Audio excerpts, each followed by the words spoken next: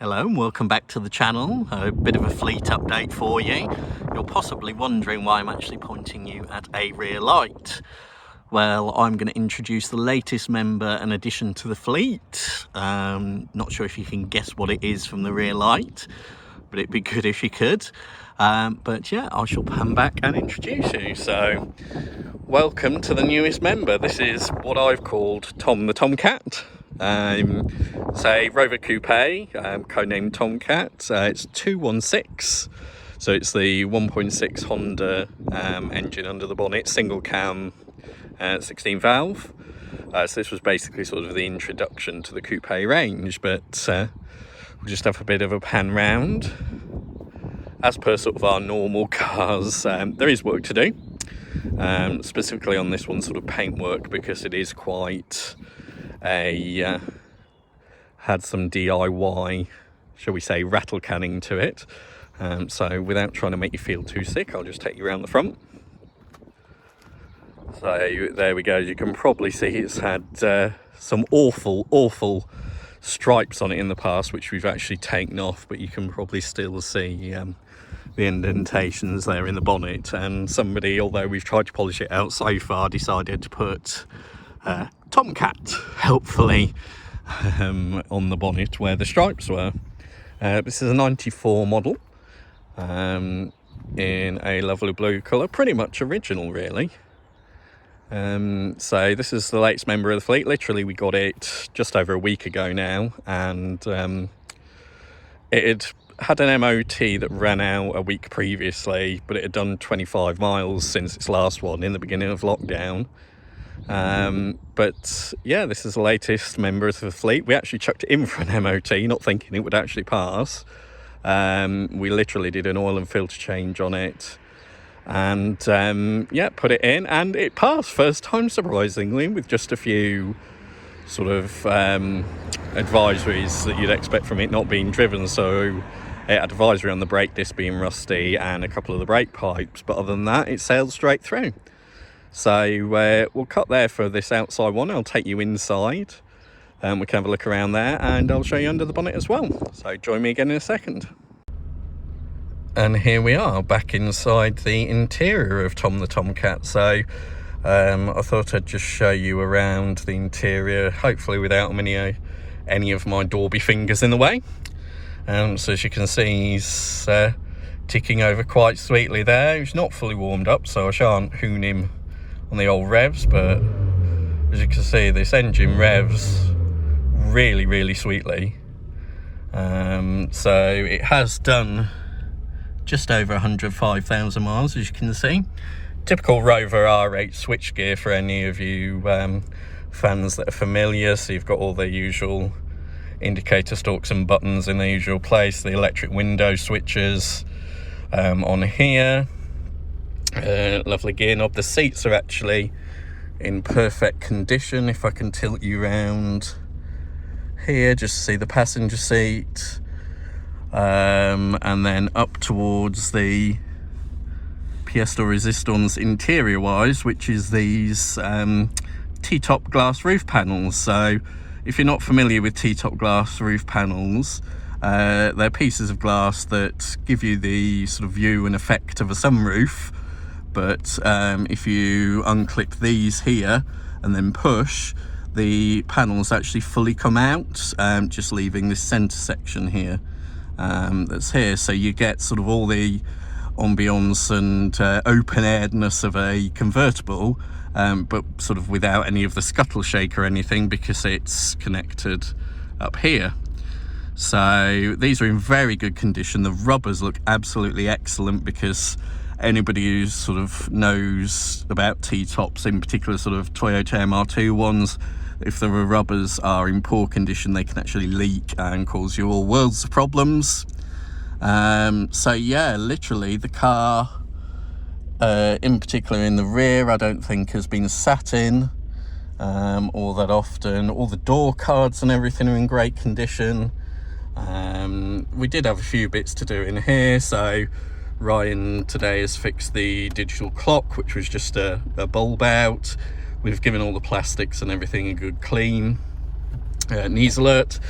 It's actually still got the original Rover cassette player in here, which we've just got a wire coming out and down to an iPod at the moment, but we will be replacing that in a short space of time. But everything works, the air vents, indicators, hazard lights.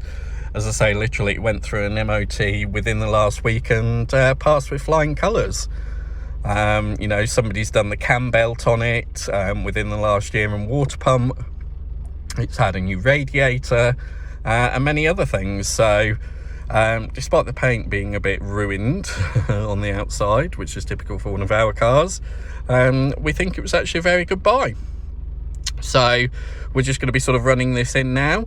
Yeah, and do stay tuned. So we'll take you around the car a bit more. So here we are. Here's Tom the Tomcat running. Runs fairly sweet. You might think the engine's a bit tappy. I did question this with my brother when we got it, but apparently these engines are notorious for being a little bit tappy, but there's absolutely nothing wrong with it. It's sweet as a nut.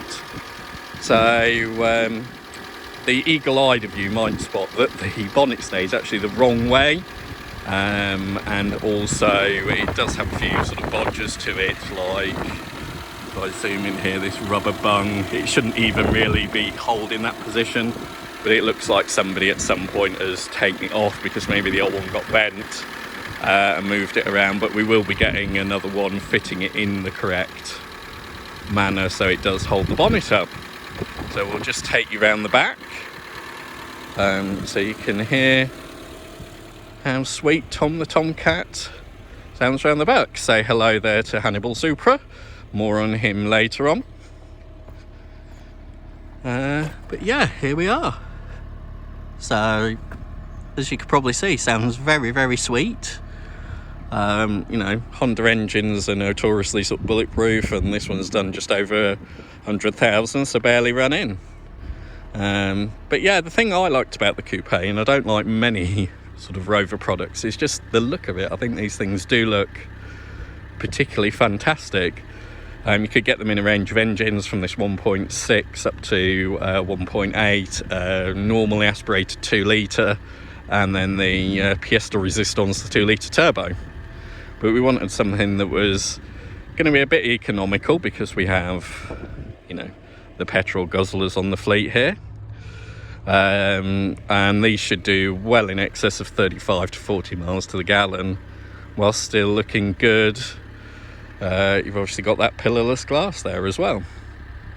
So yeah, very sweet. The paintwork is a mess. That's something we're going to address, and you'll probably see more in the coming weeks.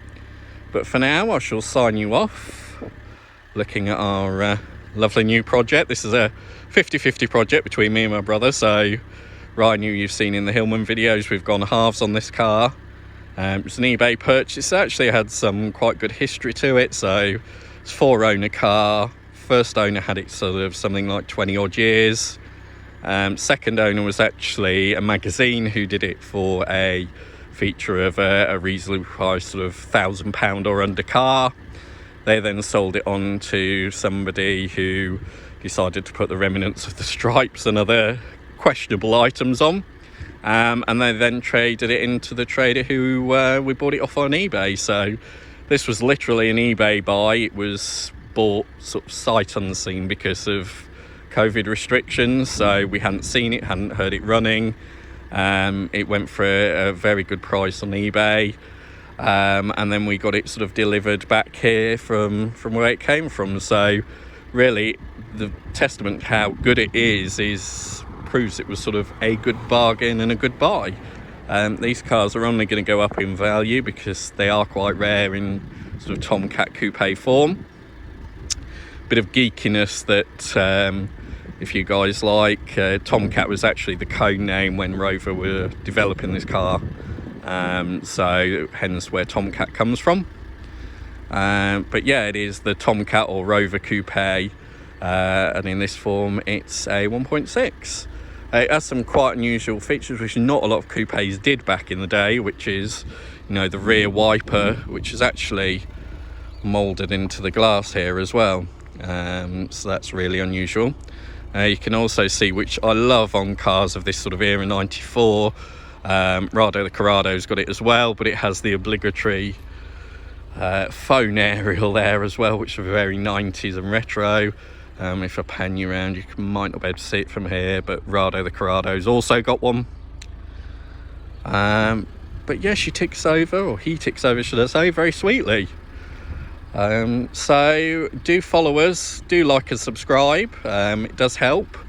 I'm sort of trying to get more people involved and more views on the channel, but follow us for further developments on Tom the Tomcat. So I shall sign off for now and say take care and stay safe, everybody, and hopefully we'll be taking this to some shows when we can do them, the outdoor ones. So we're hoping to be at things like Festival of the Unexceptional when that's on at the end of July.